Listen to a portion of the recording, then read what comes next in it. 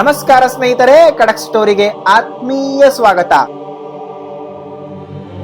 ಸ್ನೇಹಿತರೆ, ನಾವೆಲ್ಲರೂ ಜೀವನದಲ್ಲಿ ಶ್ರೀಮಂತರಾಗಬೇಕು, ಕನಿಷ್ಠ ಪಕ್ಷ ಸಾಲವಿಲ್ಲದೆ ನೆಮ್ಮದಿಯ ಊಟ ಮಾಡಬೇಕು ಎಂದು ಹಗಲಿರುಳು ಕಷ್ಟಪಡುತ್ತೇವೆ. ಆದರೆ ಎಷ್ಟೇ ದುಡಿದರೂ ಕಾಸು ನಿಲ್ಲುವುದಿಲ್ಲ. ಮನೆಯಲ್ಲಿ ಸದಾ ಬಡತನ, ರೋಗರುಜಿನಗಳು ತಾಂಡವವಾಡುತ್ತಿರುತ್ತವೆ. ಇದಕ್ಕೆ ಕಾರಣವೇನು ಗೊತ್ತೇ?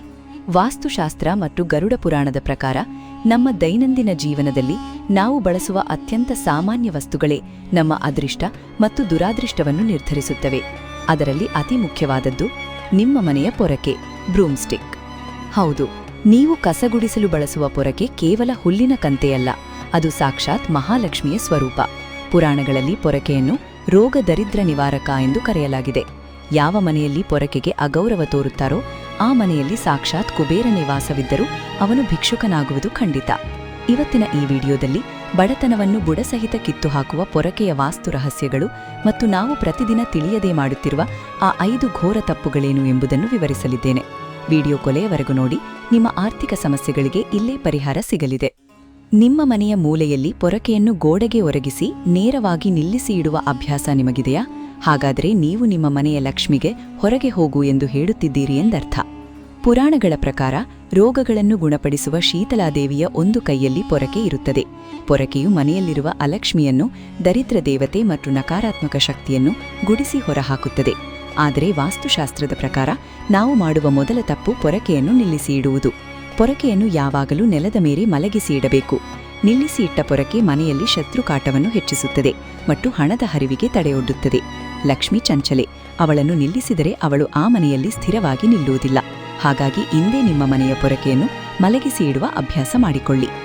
ನಿಮ್ಮ ಮನೆಗೆ ಬರುವ ನೆಂಟರು ಅಥವಾ ಹೊರಗಿನವರ ಕಣ್ಣಿಗೆ ನಿಮ್ಮ ಮನೆಯ ಪೊರಕೆ ನೇರವಾಗಿ ಕಾಣುತ್ತಿದೆಯಾ? ಹಾಗಾದರೆ ನಿಮ್ಮ ಬ್ಯಾಂಕ್ ಬ್ಯಾಲೆನ್ಸ್ ದಿನೇ ದಿನೇ ಕರಗುತ್ತಿದೆ ಎಂದು ಬರೆದಿಟ್ಟುಕೊಳ್ಳಿ. ಇದು ಅತ್ಯಂತ ಸೂಕ್ಷ್ಮವಾದ ವಾಸ್ತುನಿಯಮ. ನಮ್ಮ ಮನೆಯ ಹಣ, ಒಡವೆ ಮತ್ತು ಬ್ಯಾಂಕ್ ಪಾಸ್ಬುಕ್ ಅನ್ನು ನಾವು ಹೇಗೆ ಬೇರೆಯವರ ಕಣ್ಣಿಗೆ ಬೀಳದಂತೆ ಬೀರುವಿನಲ್ಲಿ ಭದ್ರವಾಗಿ ಮುಚ್ಚಿಡುತ್ತೇವೋ ಅದೇ ರೀತಿ ಪೊರಕೆಯನ್ನು ಕೂಡ ಯಾರಿಗೂ ಕಾಣದಂತೆ ಮುಚ್ಚಿಡಬೇಕು. ಹಾಲ್ನಲ್ಲಿ, ಡೈನಿಂಗ್ ಟೇಬಲ್ ಕೆಳಗೆ ಅಥವಾ ಮುಖ್ಯ ದ್ವಾರದ ಬಳಿ ಪೊರಕೆ ಇಡಬಾರದು. ಹೊರಗಿನವರ ಕಣ್ಣು ಪೊರಕೆಯ ಮೇಲೆ ಬಿದ್ದರೆ ಮನೆಯ ಸಂಪತ್ತು ನಷ್ಟವಾಗುತ್ತದೆ. ಹಾಗಾದರೆ ಎಲ್ಲಿ ಇಡಬೇಕು? ಪೊರಕೆಯನ್ನು ಇಡಲು ಅತ್ಯುತ್ತಮ ಜಾಗ ನೈಋತ್ಯ ಅಥವಾ ದಕ್ಷಿಣ ದಿಕ್ಕು. ಮರೆತು ಕೂಡ ದೇವರ ಕೋಣೆಯ ಹತ್ತಿರ, ಈಶಾನ್ಯ ಮೂಲೆಯಲ್ಲಿ ಅಥವಾ ಅಡಿಗೆ ಮನೆಯಲ್ಲಿ ಪೊರಕೆಯನ್ನು ಇಡಬೇಡಿ. ಅಡಿಗೆ ಮನೆಯಲ್ಲಿ ಇಟ್ಟರೆ ಅನ್ನಪೂರ್ಣೇಶ್ವರಿ ಮುನಿಸಿಕೊಳ್ಳುತ್ತಾಳೆ. ಮನೆಯಲ್ಲಿ ಧಾನ್ಯದ ಕೊರತೆ ಉಂಟಾಗುತ್ತದೆ. ಸೂರ್ಯ ಮುಳುಗಿದ ಮೇಲೆ, ಅಂದರೆ ಸಂಜೆ 6 ಗಂಟೆಯ ನಂತರ ಮನೆಯಲ್ಲಿ ಕಸಗುಡಿಸುವ ಅಭ್ಯಾಸ ಇದೆಯಾ? ನೀವು ಕಸದ ಜೊತೆಗೆ ನಿಮ್ಮ ಮನೆಯ ಕಾಸನ್ನು ಹೊರಗೆ ಎಸೆಯುತ್ತಿದ್ದೀರಿ, ಎಚ್ಚರ. ಹೆಚ್ಚು ಜನ ಕೆಲಸಕ್ಕೆ ಹೋಗುವ ಮಹಿಳೆಯರು ಸಂಜೆ ಮನೆಗೆ ಬಂದು ಕಸಗುಡಿಸುತ್ತಾರೆ. ಆದರೆ ಆಗಮಶಾಸ್ತ್ರದ ಪ್ರಕಾರ ಗೋಧೂಳಿ ಸಮಯ, ಸೂರ್ಯಾಸ್ತದ ಸಮಯ ಮತ್ತು ರಾತ್ರಿಯ ವೇಳೆ ಕಸಗುಡಿಸುವುದು ಮಹಾಪರಾಧ.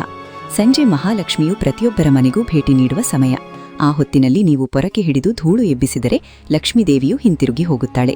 ಒಂದು ವೇಳೆ ಅನಿವಾರ್ಯವಾಗಿ ಗುಡಿಸಲೇಬೇಕಾದ ಪರಿಸ್ಥಿತಿ ಬಂದರೆ, ಮಕ್ಕಳು ಏನಾದರೂ ಚೆಲ್ಲಿದರೆ ಕಸವನ್ನು ಗುಡಿಸಿ ಮನೆಯ ಒಂದು ಮೂಲೆಯಲ್ಲಿ ಕಲೆಕ್ಟ್ ಮಾಡಿ ಇಡಿ.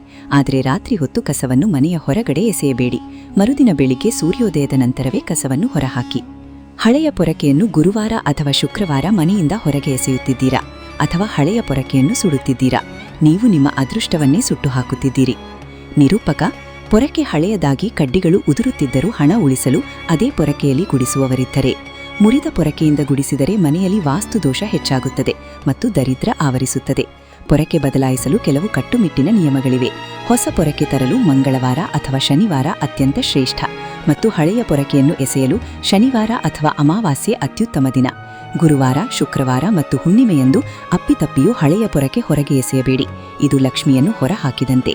ಇನ್ನೊಂದು ಮುಖ್ಯವಾದ ವಿಷಯ, ಹಳೆಯ ಪೊರಕೆಯನ್ನು ಕಸದ ಬುಟ್ಟಿಗೆ ಹಾಕಿ, ಆದರೆ ಮರೆತು ಕೂಡ ಒಲೆಯಲ್ಲಾಗಲಿ ಬೆಂಕಿಯಲ್ಲಾಗಲಿ ಸುಡಬೇಡಿ. ಇದು ಮಹಾಪಾಪ. ಕೋಪದಲ್ಲಿ ನಿಮ್ಮ ಮಕ್ಕಳಿಗೆ ಅಥವಾ ನಾಯಿ ಬೆಕ್ಕುಗಳಿಗೆ ಪೊರಕೆಯಿಂದ ಹೊಡೆದಿದ್ದೀರಾ? ಗರುಡ ಪುರಾಣದ ಪ್ರಕಾರ ಈ ಒಂದು ತಪ್ಪಿಗೆ ನೀವು 7 ಜನ್ಮಗಳ ಕಾಲ ದಾರಿದ್ರ್ಯವನ್ನು ಅನುಭವಿಸಬೇಕಾಗುತ್ತದೆ. ನಾವು ಮಾಡುವ ಕೊನೆಯ ಮತ್ತು ಅತಿ ಭೀಕರ ತಪ್ಪು ಇದು. ಪೊರಕೆ ಲಕ್ಷ್ಮಿಯ ಸಂಕೇತವಾಗಿರುವುದರಿಂದ ಅದಕ್ಕೆ ಎಂದಿಗೂ ನಮ್ಮ ಕಾಲು ತಾಗಬಾರದು.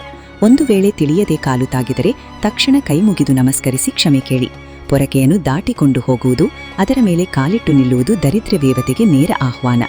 ಇನ್ನು ಯಾವುದೇ ಕಾರಣಕ್ಕೂ ಮನೆಯಲ್ಲಿರುವ ಮಕ್ಕಳಿಗೆ, ಹಸುಗಳಿಗೆ ಅಥವಾ ನಾಯಿ ಬೆಕ್ಕುಗಳಿಗೆ ಪೊರಕೆಯಿಂದ ಹೊಡೆಯಬೇಡಿ. ಇದು ಸಾಕ್ಷಾತ್ ಅನ್ನಪೂರ್ಣೇಶ್ವರಿ ಮತ್ತು ಲಕ್ಷ್ಮಿಗೆ ಮಾಡುವ ಅಪಮಾನ. ಯಾರು ಪೊರಕೆಯಿಂದ ಹೊಡೆಯುತ್ತಾರೋ ಅವರ ಮನೆಯಲ್ಲಿ ಎಂದಿಗೂ ನೆಮ್ಮದಿ ಇರುವುದಿಲ್ಲ. ಆಸ್ಪತ್ರೆ ಖರ್ಚುಗಳು ಹೆಚ್ಚಾಗುತ್ತವೆ ಮತ್ತು ಅನಿರೀಕ್ಷಿತ ಅಪಘಾತಗಳು ಸಂಭವಿಸುತ್ತವೆ. ನೋಡಿದ್ರಲ್ಲ ಸ್ನೇಹಿತರೆ, ನಾವು ಪ್ರತಿದಿನ ಬಳಸುವ 50 ರೂಪಾಯಿಯ ಪೊರಕೆಯಲ್ಲಿ ಎಷ್ಟೊಂದು ದೈವಿಕ ರಹಸ್ಯಗಳಡಗಿವೆ ಎಂದು. ಇಂದೇ ನಿಮ್ಮ ಮನೆಯಲ್ಲಿ ಪೊರಕೆಯನ್ನು ಇಡುವ ಜಾಗವನ್ನು ಬದಲಾಯಿಸಿ, ವಾಸ್ತು ಪ್ರಕಾರ ಅದನ್ನು ಗೌರವಿಸಿ. ಖಂಡಿತವಾಗಿಯೂ ನಿಮ್ಮ ಆರ್ಥಿಕ ಸಮಸ್ಯೆಗಳು ಹಂತ ಹಂತವಾಗಿ ದೂರವಾಗುತ್ತವೆ. ಈ ವಿಡಿಯೋದಲ್ಲಿ ಹೇಳಿರುವ ಮಾಹಿತಿ ನಿಮಗೆ ಉಪಯುಕ್ತ ಎನಿಸಿದ್ದರೆ ತಪ್ಪದೇ ಈ ವಿಡಿಯೋಗೆ ಒಂದು ಲೈಕ್ ಮಾಡಿ. ಬಡತನ, ಕಷ್ಟಗಳಿಂದ ನರಳುತ್ತಿರುವ ಪ್ರತಿಯೊಬ್ಬರಿಗೂ ಈ ವಿಡಿಯೋವನ್ನು ಶೇರ್ ಮಾಡಿ, ಅವರಿಗೆ ಸಹಾಯ ಮಾಡಿ. ಇಂತಹ ನೈಜ ವಾಸ್ತು, ಪೌರಾಣಿಕ ಮತ್ತು ದೈವಿಕ ರಹಸ್ಯಗಳಿಗಾಗಿ ನಮ್ಮ ಚಾನೆಲ್ ಅನ್ನು ಈಗಲೇ ಸಬ್ಸ್ಕ್ರೈಬ್ ಮಾಡಿ. ಕಮೆಂಟ್ ಬಾಕ್ಸ್ನಲ್ಲಿ ಭಕ್ತಿಯಿಂದ ಜೈ ಮಹಾಲಕ್ಷ್ಮಿ ಎಂದು ಬರೆಯಿರಿ. ಆ ತಾಯಿಯ ಕೃಪೆ ನಿಮ್ಮ ಮೇಲಿರಲಿ. ನಮಸ್ಕಾರ.